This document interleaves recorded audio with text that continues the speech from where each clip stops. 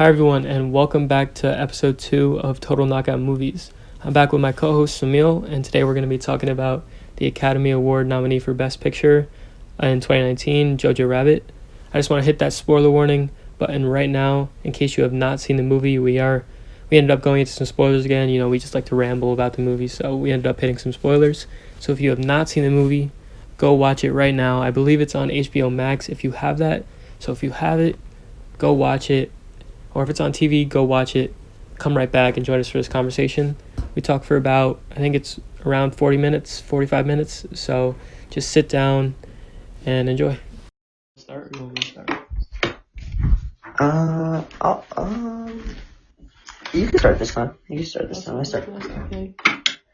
Let me try. The first time I watched the movie was like, I was coming off a 3-movie marathon, so like, I mean, the first time I watched it, I didn't love it. Right. Okay. But I mean, it was. But then the second time I watched it, which was like last week, like Thursday maybe, I really enjoyed it. Yeah, I thought it was really, really good. Alright, so that was like your first impression and second impression. I mean, you suggested it to me, and like you said it was really good. Yeah. So like, I mean, like the first movie, I was kind of like out of it, so it wasn't like my expectations weren't like, right? They weren't like through the roof because I knew like I probably wasn't gonna love it as much since I just watched a couple of movies. So I don't know, but definitely the second time through, I was able to sit down, like appreciate it for what it is, and it definitely was one of the better movies I've seen as of late. Okay. So, for me, that I'm a very different reaction. The first time I watched it, I loved it.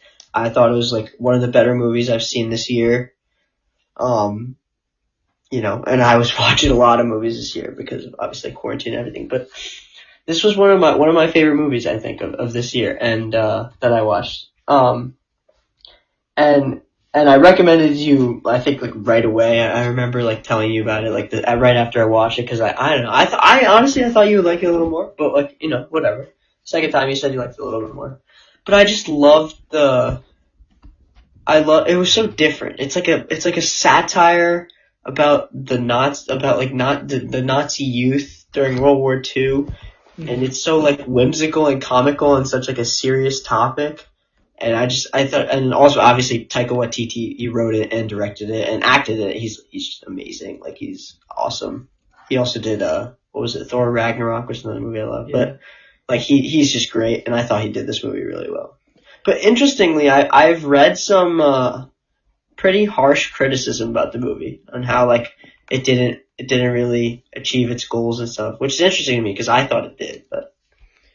I mean, it was up for Best Picture, so I mean. It was. That's true. Right. That's true. Did something right. So. Good point. Yeah. Taika Waititi was definitely. I mean, like, I'm not gonna lie, I didn't know who directed it going into it, and then I saw him play it, and I was just so. I was just like. Oh. Yeah. It's also weird. It's like a. Sorry. Go ahead. Yeah. No, he did a good job as Hitler because, like, I mean, obviously Hitler. Like, I never met Hitler or anything like that. He definitely wasn't like that. So like, yeah. The fact that they made it like funny in a way that it didn't have to be like too serious was something really well done. Right. The idea I think is brilliant. Just the general like idea of the movie. Like it's a kid who's trying to be like a Nazi, and his imaginary friend is Hitler. It's something like so interesting to me and something so creative, I think. And it's cool because it's able to capture you kind of capture the whole Nazi sentiment through a kid and his imaginary friend, right? Like you see, they were able to like, show how they thought and show, their mindset and everything. It was interesting. Which was kind of funny because me going into this movie, I didn't really know anything about it, like, at all. So when I didn't even watch the trailer or anything. I literally just went right in, like, after you. Oh, really? Come on, go. Sorry, my cat. I mean, Well, what I was saying is, the very first scene with that, this is probably not really a spoiler, 'cause it's like the very first scene. The very first scene is he's sitting there with like the little boy sitting there with Hitler, and he's like preparing to become like a Nazi. Right, he's in the camp, right? Yeah. Yeah, and and then you see Hitler talking to him, like that tripped me out for a second because I thought like that was like his son, and I was like, yo. Oh, you thought it was actually Hitler. Yeah. Like I thought it was actually Hitler. Oh, okay, that's what's interesting. happening? Oh, well, actually, that's weird because like I knew about the movie because of the trailer. I saw the trailer a couple of times, and that's why I was like so interested in it. So that's interesting. Like if you don't know like what it's actually about at the beginning, you might be like, wait, what is going on? But yeah, also the casting in this movie was really good. I liked I forget what the name of the actor's name, the kid's name, whatever. Which Jojo. Jojo, the kid that plays Jojo, he did a really great job. He's only 10. He's like 10 years old. I don't know how like what persuades someone to get their 10-year-old child actor to do a movie about Hitler. But I mean, he knocked it out of the park. He killed it. And like the accent and everything was just like really good. Scarlett Johansson as his mom is awesome. I liked her. Which is really funny about, I just looked it up. The actor's name is Roman Griffin Davis. Yeah, What's funny is the kid drops the F-bomb at the end of the movie, I think, like one of the last few scenes. He drops, yeah, he's like, fuck off, Hitler. It's always so funny to me to see, like, young kids drop it, because it's like, well, the F-bomb is like, but the F-bomb in that movie is like that's like the tip of the iceberg. Like this kid is a legit not like trying to be a Nazi. Like I think the F-bomb is not really that crazy compared to the fact that he thinks that all Jewish people like hang from the ceiling like bats and have like the horns of the devil and like yeah. I mean, but it shows like all how they like brainwashed and all the propaganda and stuff of and these are like 10-year-old kids that are in Germany that are being trained to think this way. Also, possibly my most important and most my favorite part about this film is Yorkie. Yeah, the friendly sidekick. One of the best movie characters. Like he's adorable. He's like a chubby little German kid who's like sarcastic and like friendly, and he's so funny. I loved him. He was my favorite character in the whole movie. Yeah, because I remember you saying, I think it was like 2 days ago when we were talking about like when we were gonna do this podcast. Like you were telling me like about how like I still think you were telling me like how that was your favorite character, and I immediately thought of like what. No, screw it. We're doing spoilers. I don't care. Spoiler alert. Yeah. When we were talking about my favorite scene is when he it's in the middle. The Americans are coming into Germany. Right. Yeah. And then you see Yorkie just going into battle, which was so funny to me. Like I was just like, yo, what is it? Because he's just a little chubby kid just running around. Yeah, there's like a bunch of them. Like what's the Rebel Wilson, Fat Amy. Shout out to Fat Amy. Yeah. She's like organizing all like these like 8-year-olds and like handing them machine guns. Like go fight. If they look American, shoot at them. And you see all these little kids like running out with guns and stuff. It's hilarious and it's like an amusing way of showing how brainwashed they are. I thought it was so funny. But it's also like a nice like we're getting a little bit into history, but it's kind of like the whole fact that Yorkie's going in. It shows you like how like the propaganda was showing like that Germany was still like in the war and that they're gonna win the war when like they're actually like really low on resources. Like showing that Yorkie was going in like this little fat German kid going in. It kind of shows you how like bad. No, they were like collecting scraps for metal, and no one was giving them metal. And I think at that point they know that like Hitler's already dead. Like they've already lost the war, but they're still telling these little kids that like, oh, go and fight. Like we're gonna win. Yeah. But anyways, I think the main plot of the movie obviously is with the girl. The Jewish girl that Jojo finds in his hiding his house. Mhm. And she also, what's the actress? Something Thomason, like Alyssa Thomason or McKenzie. something. Thomason McKenzie, right, sorry. She did a great job too. And that middle part of the movie, like after he finds her, those little conversations he goes up to her room and like knocks on her little door where she's hiding and has those little conversations. That was really well done too in this movie. Cause it really shows it's like how somehow this kid who's always out in the world is so brainwashed, and somehow she who has been like hidden basically like in the attic for years knows more about how the world works than he does. Like, I thought it was so interesting. Well, weirdly enough, I was like weirdly attracted to her in like some weird way. I'm not gonna lie, me too. She's pretty. She's like 22 in real life. So. Yeah, I know, but like I don't know, just like her in this movie, like I don't know. I think it was her voice. She's badass. She's badass. Yeah. I really like her voice. Like, I do too, dude. I totally agree. It's kind of weird. Like first time I heard her voice, I was like, oh, okay. Yeah. Talk to me nice. Well, I mean, Jojo has a crush on her in the movie, right? And towards the end. By the end, yeah. It's like I love you. Yeah, and she's like, yeah, she kind of rejects it, but like it's okay because they're friends. They're like companions now, which is spoiler alert. But that's I like it. I like how the movie ends. Also, I like the fact that he was writing those letters from her like fiance or boyfriend. Her fake boyfriend. Yeah, her fake boyfriend. Well, she wasn't. It was a real boyfriend. No, he was a real dude. Yeah, but he was. Yeah.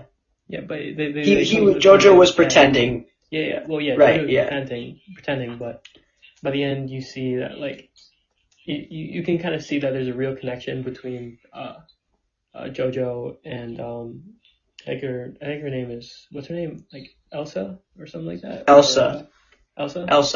Yeah. Yeah, you can see the real connection they have by the end because she ends up telling him that her fiance had died in the war like a year earlier. He had actually died. Yeah. So it's a good point. It's kind of nice to see that she allowed him to do it just so that their little friendship bond thing. Because he that's another really interesting part of the movie is that so he in his eyes in the beginning of the movie a Jewish person is like a monster. They're scary. They can read your minds. They're these mystical, terrible creatures. And then he meets her and you see him slowly kind of struggle with the realization that she's just a normal person. Mm-hmm. And that she's not this, scary monster she's supposed to be. And he likes her. He likes her. He's one, he has a crush on her, and two, he actually likes her. He enjoys talking to her. She's really his, besides Yorkie and maybe his mom, his only, real friend. He tells her about everything. And that was probably another one of my favorite parts of the movie is him, he's kind of fighting himself. He's one moment he'll be you're just a nasty Jew like all the other ones, and then another moment he's wait, she's a human being, Yeah, but it's kind of not on the same line, but that scene where he finds his mom hanging, that spoiler alert. We already said spoiler. Yeah. I don't care. Yeah, I know, I'm just wondering. No, but that was crazy. That got me crazy scene. That got me too. And then all of a sudden so surprising. That was his mom. I like Scarlett Johansson playing this kind of role because she usually, I don't know, I'm used to seeing her as Black Widow and stuff like that. This was a very different role for her, like a mom she's fighting. Jojo doesn't know this, but she's part of the rebellion, obviously, against Nazi. And she's obviously hiding. She's the one that has been hiding Elsa in their house for however many years, right? And she's, and you see Jojo he starts to figure it out a little bit when he finds her. When he finds Elsa, he obviously knows that her mom has been hiding her. But I love the relationship between him and his mom, where his mom obviously loves him and everything, but she's upset that he wants to be a Nazi and everything, because obviously she hates the Nazis. She knows they're obviously terrible stuff, but you still see her trying to teach him lessons and stuff and teach him about the world, and she talks to him about love. to him about, the butterflies in his stomach, which was a big foreshadowing thing. Because remember when he's walking, right as that scene happens, well, there's two things. One, we see her shoes, because we know she has those red signature shoes. That's like a symbol or motif or whatever. And also she talks to him about butterflies, and then he sees a butterfly flying. He's like, oh, so pretty. And then he sees his mom's shoes hanging from the... Yeah. And I agree with you on that, though. I was shook. I was so surprised. I was like, this is fucked up. This is messed up. Yeah, it was a punch to the gut, because, like, maybe in the back of my head I saw it coming a little bit, but I did not see that coming. I did not see that coming at all. But it did allow for JoJo's character arc to kind of go, because it kind of him seeing that kind of was like made him have this realization by like, oh, this is who my mom really is. This is who I should be. Yeah, exactly. It's nice to see. Obviously you hate to see her die, but right. It was definitely and after that, especially, he goes back to the house, and obviously he just saw his mom dead. Like he's a 10-year-old kid, so he's obviously like messed up and everything. And then he goes to try and kill Elsa, right? Remember, he takes out the knife and he's like about to kill her, and then he realizes that she's just because he thinks it's her fault, right? Because her mom was hiding her, and that's why they found out and killed her. But then he realizes she's really the only person he has left, Elsa. Like, she's the one. So he realizes that he needs her, because who else does he have?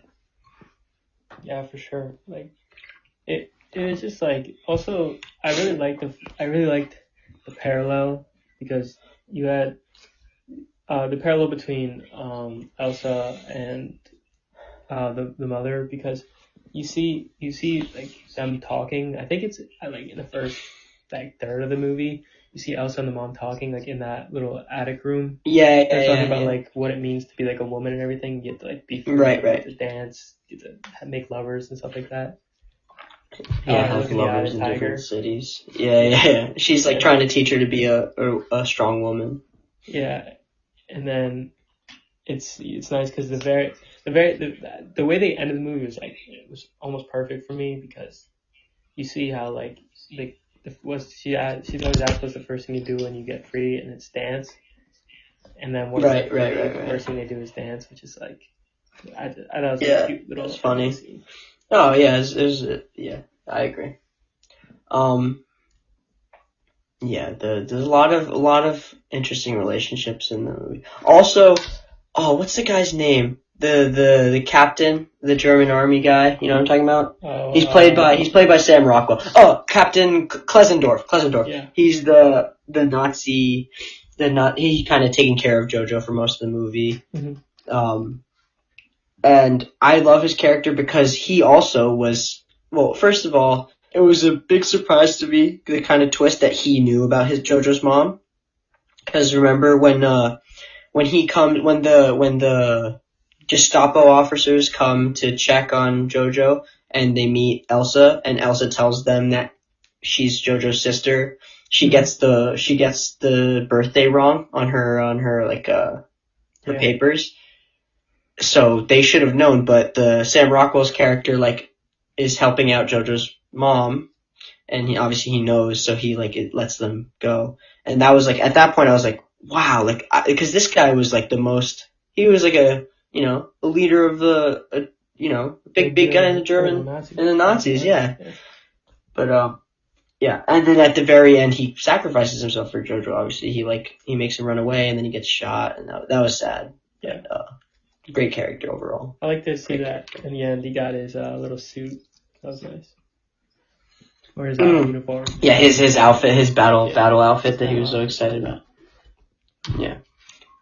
That was another thing that I was just talking about, that scene with the Gestapo officers coming to his house was so funny. How they all, every single one of them has to say Heil Hitler to each other. It's like the classic, it is like making fun of how, and then he walks into JoJo's room and sees all of JoJo's like Hitler posters and everything. He's like, like this is, we love your blind fanaticism. And it's so, I love how like comical and satirical the movie is.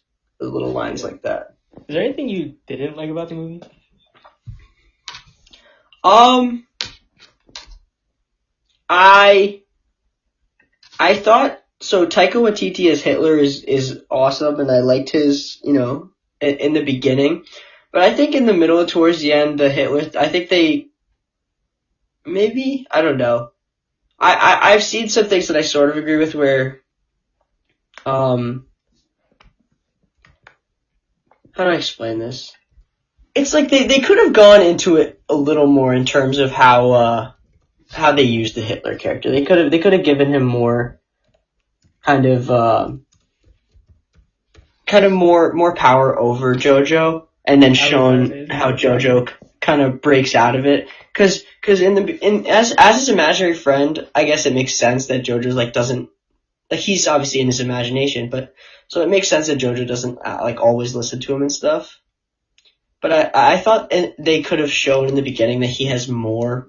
Like Jojo agrees with him on everything, and then slowly he kind of shifts into and obviously in the end he like kicks him out and sort of ends him. But I thought they could have had it drastically change a bit more.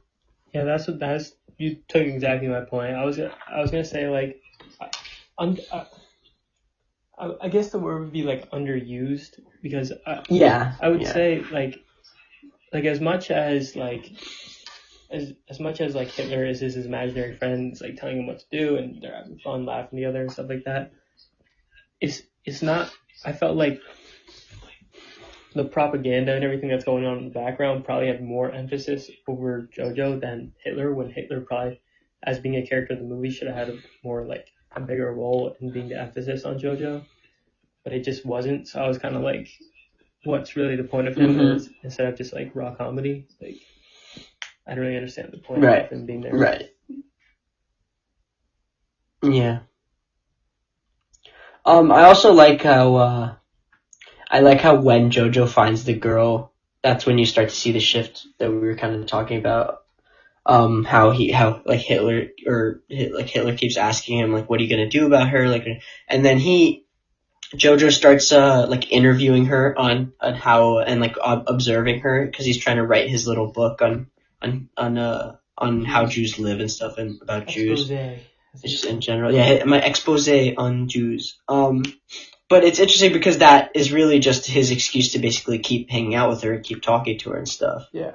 And so he kind of convinces himself. He convinces Hitler. He even convinces, at the time we think that he's convincing Sam Rockwell's character, although Sam Rockwell obviously knows.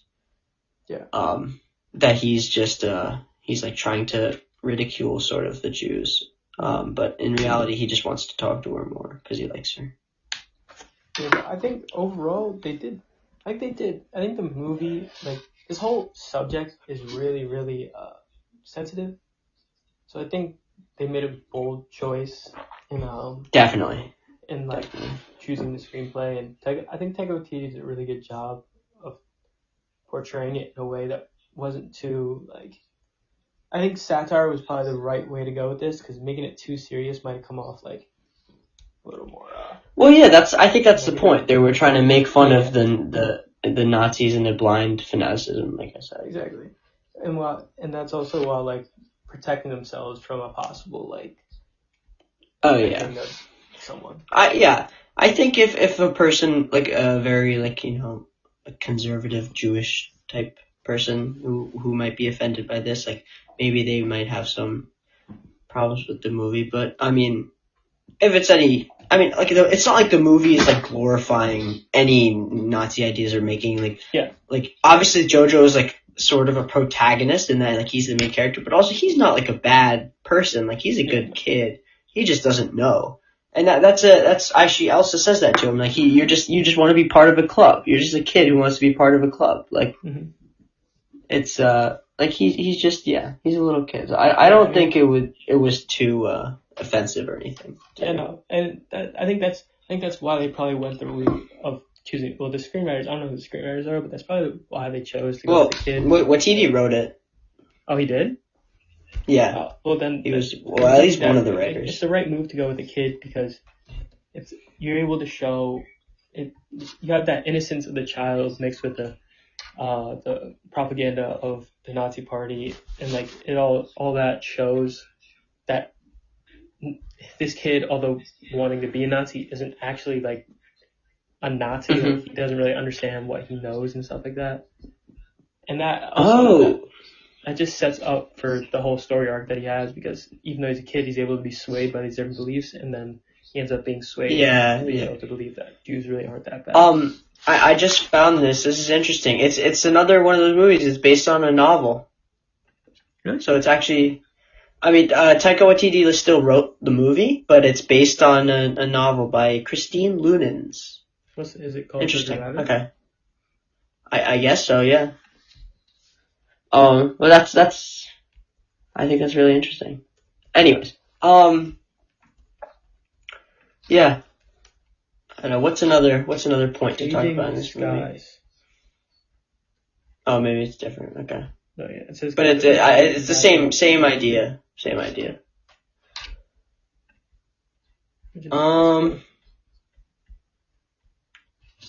What else in this movie do we want to talk about that's important? Where do you think the shift is in terms of like the movie going from like there's a couple different, shifts in tempo and tone in the movie, but where do you think the big one is? Going from like Jojo being do you think it's when he sees his mom dying? Because that's kind of close to the end, from him being like a full-on like Nazi fanaticist to.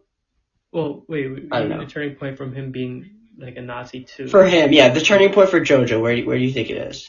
Because you could make an argument for it's when he starts to talk to Elsa, he starts to realize, or you could make a turning point for it's when. I think when he realizes when he sees his mom is dead.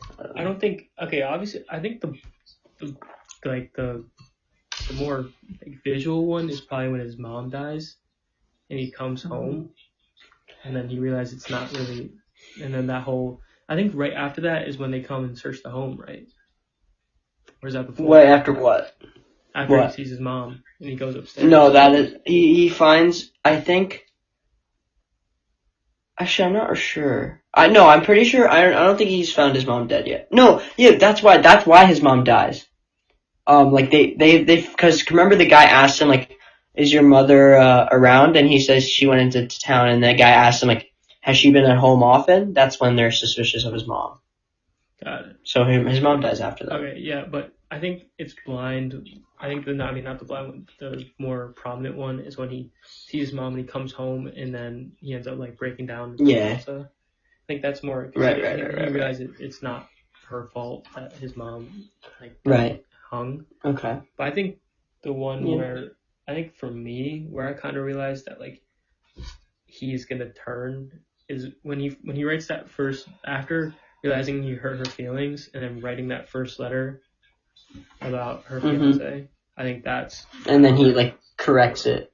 He corrects it by doing that, because it like if he were to be like a true Nazi and really hate Jews, then he would have never done that.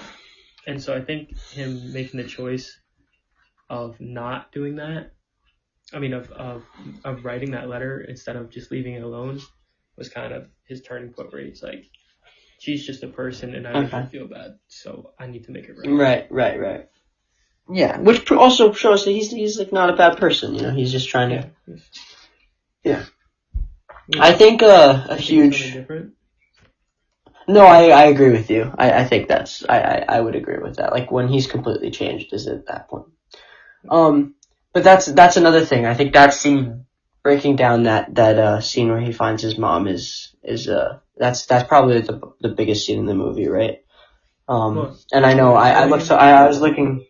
The scene where he finds his mom is probably like the biggest, most important scene of the movie, just in terms of.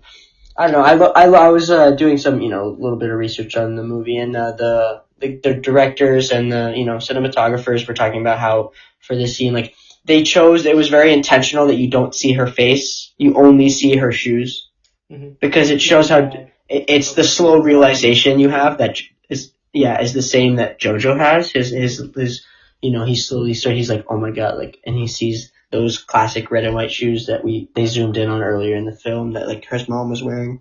And I think it was like they showed her kind of from the bottom, and they don't show her face or anything besides her shoes, but it's her.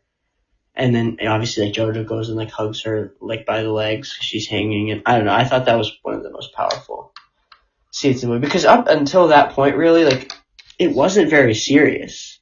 Like it was very whimsical, and obviously it was interesting, especially when they added the him finding the girl in his house. That made it a lot more interesting, and you're like intrigued. But up until that point, there wasn't a super serious feeling to the movie, and that was a moment where there was no satire at all, nothing, right? He's just really sad. As I said, it was like a powerful gut, because it just, I think that complete shift, not rather than, I mean, obviously changed Jojo, but it also changed the entire tone of the movie and the viewer's perspective on it. At least it changed mine, because I remember that, like you said, like the movie got serious then, and like you kind of see like how real that situation really was, because you see like you said, it was very like comical up to that point.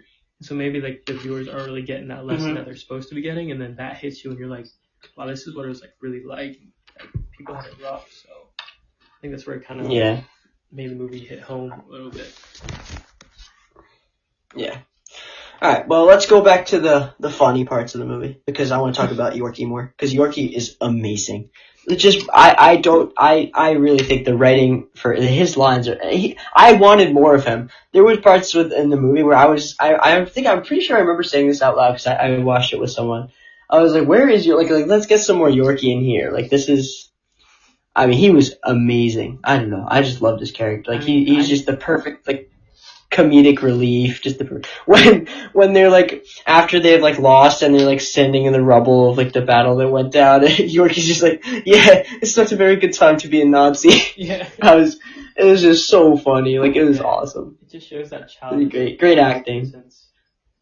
Yeah, I agree. Just sprinkles it in there. It's nice little, it was like comic relief. It was nice to see there. I still think my favorite scene from Yorkie though is when he sees I think Jojo's walking around in like the give us metal thing, and he sees Yorkie in like the cardboard. Oh yeah, they're both in like the costumes. Yeah. You see him walking around in this little bulky Nazi uniform. It's funny. Oh yeah. Okay, when he's in this little. Yeah. He's like, yeah, these are the new uniforms. I'm a soldier now. He's like a 10-year-old kid. He's like a chubby little kid. Oh, they're so cute. Yeah, they're both gonna be coming in more movies. These kids, I looked at some. They're in, got some stuff they're working on, which is good because they're great actors. You know who he kind of Yorkie. I mean, not really, but kind of. You know who Yorkie kind of reminds me of? Who? Have you seen Bad Boys or Good Boys? No. Oh, Good Boys, yeah. 4 little kids. Yeah. Three little kids, but yeah. Good Boys is hilarious. Yeah. It's really funny. There's a movie in that. I mean, there's an actor in that, the little fat kid. You know what I'm talking about? The one that sticks the beer in his pants. Oh, maybe, I don't know. I haven't seen it in a while. I know it's the one that does like the rock star thing at the end. Rockstar. Yeah. Okay. Yeah. I know who you're talking about. Yeah, he kind of is similar to that. Yeah, I see what you mean. Kind of the same type of character. Yeah. I mean, like you didn't really see Yorkie's arc, but Yorkie's better. Yeah. Not gonna lie. Yorkie's always better. Yorkie will be one of my. Just all it is. Yeah, he's different. Coochie man. I also like in this movie, like talking about like actual like film type aspects. Like I like the music in this movie. That what's the song called? They uses the song at the end, "Heroes," which is in a lot of movies. It's like a very like kind of, it's not a cliche, but it's like a very common song to end the movie. I think it's the end of Percy Being a Wallflower also ends with the song. But it's funny because it's in German in this movie, which I thought was really, I don't know, I just liked it. But an interesting like fact about that is I don't know why, but Taika Waititi like knew he was going to end the movie with that song before he even like started making the movie. Like when he just had the idea for making this movie. That was when he already knew, which is, I don't know, that's interesting to see his kind of creative process and stuff like that. He's a great director, actor, writer, everything. Yeah, He's really good. I love him. I like the comedy presence he brings to movies. Mm-hmm. Well, like I said, with his mother, like it's just like his ability to create like comical situations, but still having that element of seriousness is like something that I don't really see a lot in movies, and he's done really well with that, which is nice. Right. Like I remember seeing Thor Ragnarok for the first time. I was not expecting it to be a funny movie. And then Me neither. And I yeah. crying like half the movie. And then, Thor Ragnarok was a great Marvel movie. Yeah, it was really good. I enjoyed it. Yeah, definitely. Is he the voice for Korg? Yeah. No, right? Is he? Oh, that's even better. He's so good. He's just so good. Yeah, he's amazing. He's in that movie coming out in December too. What movie? Free Guy. Oh, that's gonna be good. Yeah. There's a lot. It's so interesting to see like a New Zealand like Maori indigenous kind of looking guy play Hitler. Yeah. Like that's so. I don't know how they made it work, but it worked. It really did. It worked. I mean, I didn't fully recognize. I mean, they definitely made him lighter because I didn't fully recognize him at first until I kind of like heard. Oh really? And I was like, oh. Okay. He's doing Free Guy. Free Guy looks really good. Yeah. Oh, I didn't hear you say. Okay, awesome. Yeah. I like Ryan Reynolds. Ryan Reynolds is great. Yeah. That'll be fun. Like I said, there's a lot of cameos coming in that. You know, like Ninja, Pokemon. They're gonna be in that? That's crazy. They're all about to be in that. Yeah. It's kind of wild. I mean, they're all doing cameos, but they're not really big characters. That'd be pretty to see. Surprised I didn't get PewDiePie. Okay, so I'm reading I just found a very like critical review of Jojo Rabbit. And I'm gonna read you something, and I'm gonna tell. I disagree with it, but I'm gonna ask you if you agree with it. Okay. It says a film that starts very as audacious becomes relatively generic as it goes along. The final scenes of Jojo Rabbit are too easy for a film that needs to be dangerous and daring. So it's kind of saying like the ending was too simple, too light. Do you agree with that? Not fully, but I do. I mean, like yes. I mean, I'm not a movie maker, so I don't really know. Obviously, what yeah. done. But yes, it did.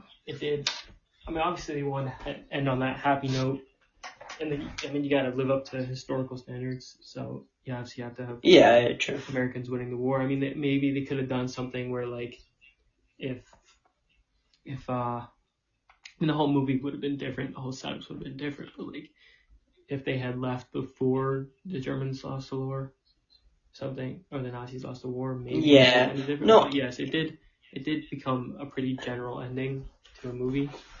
But I think that was fine. Yeah, and honestly, generic. I wouldn't use the term generic because I don't think anything about this movie is like. This is a very creatively made movie. I think it's okay. The story. Go ahead. Story is different. They're not talking about like the particular story because it's obviously not something we've really seen before. It's the way it ended follows the way that most. Right, how it ends with like a happy ending. Yeah. But I think that it's not really a happy ending because, I mean, like in some ways it is, but like Jojo, his mom died. Like there's nothing happy. The dude, the general, Sam Rockwell's character died too, who was like taking care of him for a long part of the movie. And so now it's just him and Elsa kind of like going around in the world together. And it's like, it's like a nice little cute ending, but I don't think it was like this. What this is kind of saying, it needed to be more. It's a dangerous and daring, but I like that the movie was. I think enough of the movie was, kind of out there for the ending to be this kind of happy, small, cute. Yeah, ending. I mean, I don't know. That's just how I see it. Yeah, I don't know who wrote the article, but I can definitely say that like I lost my thought. What was I saying? But the fact that this movie is I think what the article is referring to is this the movie is a very challenging movie to make, and it's touching uncrossed borders. So I think what they wanted it is to just put themselves out there and try something different towards the ending of the movie, since it's something we've never seen before. But I think in terms of wanting to make money off the movie and of different stuff, it makes more sense for them to go the direction of a more happy ending and a more general and cliche ending. In terms, since they have already crossed those borders, you don't want to go too far. Yeah, fair. It's a fair point. And also, like what you were saying about the mother dying and Captain, whatever his name is, dying. Yeah. Damn. The reason, I mean, those. I mean, I guess they didn't really have to kill the captain, but especially the mother's. Well, the mother's death was really important to the story. So yeah, it's not like a quote unquote happy ending. It's not like super happy, like more literal sense.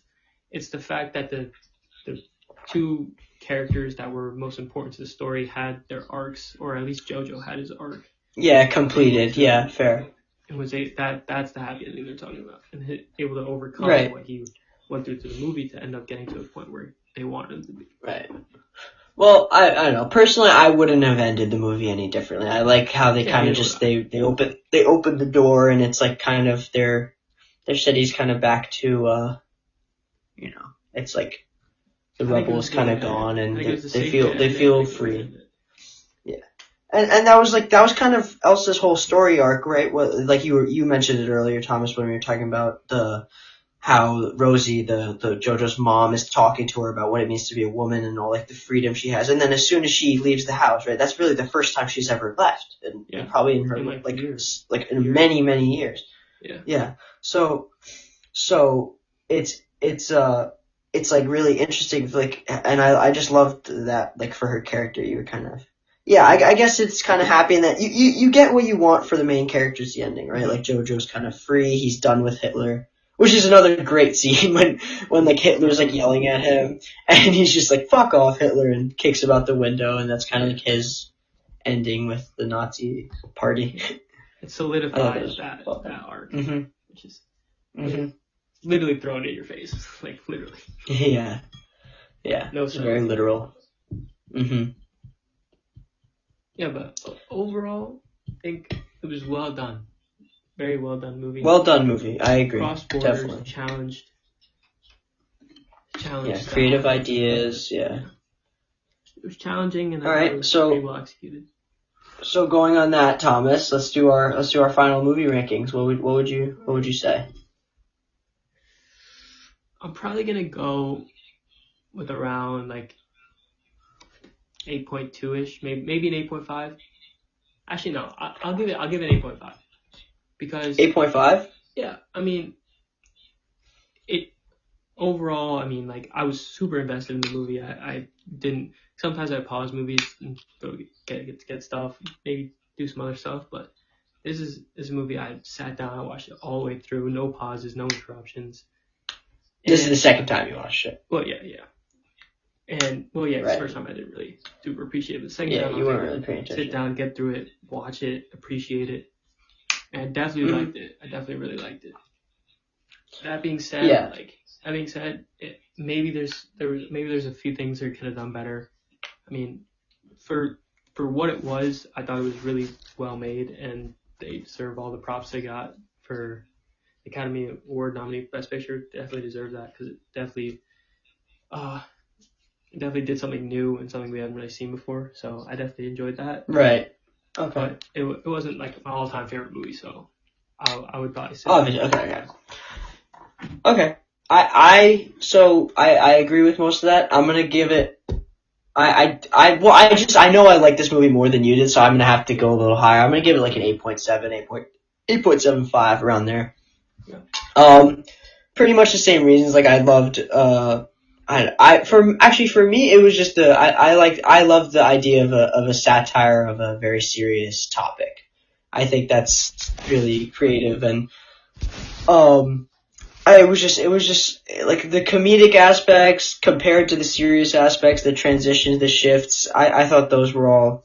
I thought those just really made me. This is a movie that I think I will be watching multiple times. Yeah. Over the next over my life. I think this is a movie I'll watch again. Last time we talked about what did we talk? We talked about The Devil All the Time. Like I don't think that's a movie I'll be watching again. You know what I mean? This movie is one that I think if I see it coming on TV or I think if it's on HBO, like I'll probably tune in to see it again. Yeah. For sure. Yeah. Overall, just a solid movie. All right. So is that about a wrap? Yes, sir. Okay. Thank you all for tuning in, and Sumil, say bye. Mm-hmm. Yep. Thank you. Thanks for having me, Thomas. No problem. I got you, bro. Bye, everyone. Love you. Thank you, everyone. I hope you have enjoyed this episode of Total Knockout Movies. I believe our next episode is going to be me, Sumil, and our good friend Nate. Might be doing a movie from Christopher Nolan or something like that. I know he really loves Christopher Nolan, so that might be something we're doing. If you've enjoyed this video, just hit that like button and maybe subscribe. It would mean a lot. And thank you, everyone. Have a wonderful day.